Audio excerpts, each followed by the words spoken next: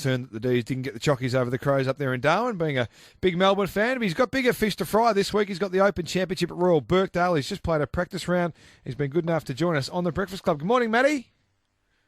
Good morning, guys. Are you concerned about the D's performance, just quietly? Not so much. We're hoping we get a few of our boys back on the park in the next week or two, and I think they'll be right. A balanced perspective. I like that from you, Matthew. What about Royal Birkdale? You got the Open Championship. A very exciting week, I'm sure, for you to be a part of one of the great tournaments on the golfing calendar. And what did you make of the course? The course is fantastic. It's a real test. I think if the wind's predicted to blow a bit as the week goes on, and whoever's there on top on Sunday will really deserve the win. When you get there and you know that you're a part of the Open Championship week and all that goes with it, the hoopla that goes with being a part of an Open Championship, what is it like when you walk into the course for the first time, knowing that it's going to be a massive week for you? I think it's definitely a place where the hairs on the back of your neck stand up as you walk in. There's so much history, and just looking at it's such a incredible. It almost you look into the 18th green, and it almost looks like you're standing outside the MCG. The stands are so big. It's definitely a different feeling to any other tournament I've played in my career to date. But when you go there and it's link styles golf, do you get a sense of confidence? Being Australian, we have the sandbelt courses over here. It feel a little bit more comfortable than the types of greens and that the Americans play on. Yeah, I think so for sure. It's much closer to the golf we play at home. It's very, very different, but it is a similar style to what we have back at home. The greens aren't nowhere near as fast what they are in America, and really important to be straight off the tee. There's a lot of here at Birkdale. There's a heap of nice fairway bunkers that'll grab your ball, and from most of them today, it looked like you're chipping out sideways if you are. So you definitely have to be straight off the tee, and I've been able to get here a little bit earlier and played a bit of golf in Scotland last week, which has been a really nice lead-in. So, Matt, when you were on the golf course, you've just literally got off the golf course at Royal Birkdale. What are you doing? How many balls do you hit? How many hours are you actually out there? And what are you trying to learn about the golf course before it gets serious later in the week? Really trying to find out how the course plays depending on the breeze. So today we had a nor'wester, and later in the week I think we're expected to turn around to the south. So you're trying to hopefully in your practice stage hoping to play the course in a couple of different breezes. So you work out where you can hit off the tee, where the best place to be is. And then also the other thing is you're just trying to, I guess you're really scanning around the golf course to see where's the rough longer, where can I miss it if I do hit a bad shot, and just, I guess, trying to negotiate the best path to the best score around Birkdale. So do you literally take notes? Or is it just more mental notes as you're walking around with your caddy with those sort of situations? Because as you were talking about, I've checked the weather forecast. It is meant to blow really heavily later in the week. So how important are those things? Because I know how big you are on course management.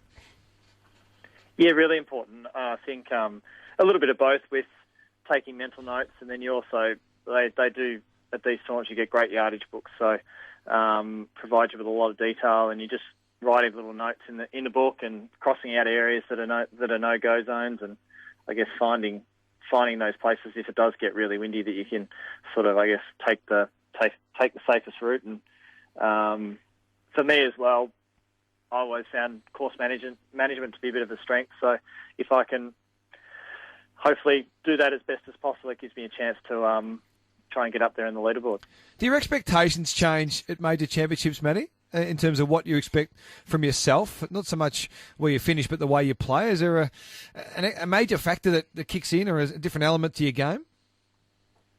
I think you definitely know that the golfing world's watching. Whereas you go playing a regular tournament in Japan, there's people that are close to you, and a lot of mad golf fans would see the results. But when there's a major championship on, everyone that's interested in sport is generally watching, especially with the Open. So I guess that does heighten things a bit. But I'm trying my best just to treat it as a normal week, which the reality is that when I stand on the first tee on Thursday, it won't be a normal week. But just trying to treat it as much as just going out there to play golf and try and really soak up the atmosphere and have a bit of fun. And I think that'll be the best way that I'll play play my best is if I can do that. We've been talking a little bit in the last month or so about the world of golf and the fact that there's no real... The dominant forces of recent years aren't the dominant forces of now. Jordan Spieth and Rory McIlroy and Jason Day have all had their issues through the journey. They're not dominating tournaments like they used to, particularly the big ones. Do you think that's good for the game? And do you think that players like yourself and other guys who have played on different tours around the world that perhaps don't get a big start on the big tours get to these tournaments and think that they're a better chance than perhaps maybe 5-10 years ago?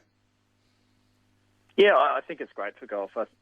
One of the great things with golf compared to other sports, say like tennis, you're probably looking, there's 3 or 4 guys in the world that get dominate most of the time, whereas in golf there's a chance that the guy ranked 200th in the world could win the Open. It's there's so many good players around, and there's a real depth. There's probably really 20 to 30 guys that are sort of at the top of their games that are really good chances to win this week. So it's definitely a hard one to tip, and I think it's great for golf in general that there is a lot of talent coming through, people coming from all parts of the globe as well. Matt, just want to go back to that course management, but also what you take in your bag. I've heard golfers, when they win a tournament, they say afterwards, I've taken the driver out of the bag for this week. Is that something you look at with the weather or the way the course is set up? You make those small adjustments as well?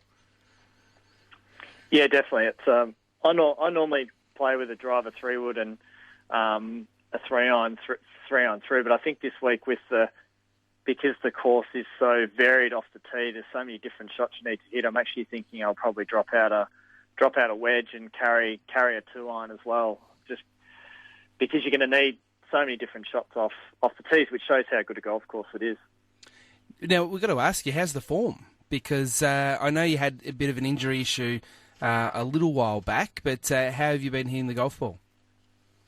Yeah, the form's pretty good. It's I missed the cut at my last start in Japan, but fortunately was able to get here early and played plenty of golf over here. Played 4 rounds, a couple at Prestwick, one at Royal Troon where the Open was last year, and at another course, and shot a couple of good numbers and feel pretty happy with where the game sits at the moment. Well, hopefully it sits beautifully at the end of the weekend as well, Matty. We'll be watching very, very closely to see how you go there at Royal Birkdale for the Open Championship. You are one of our favourites here in the Breakfast Club. We wish you the best, mate. Enjoy the week.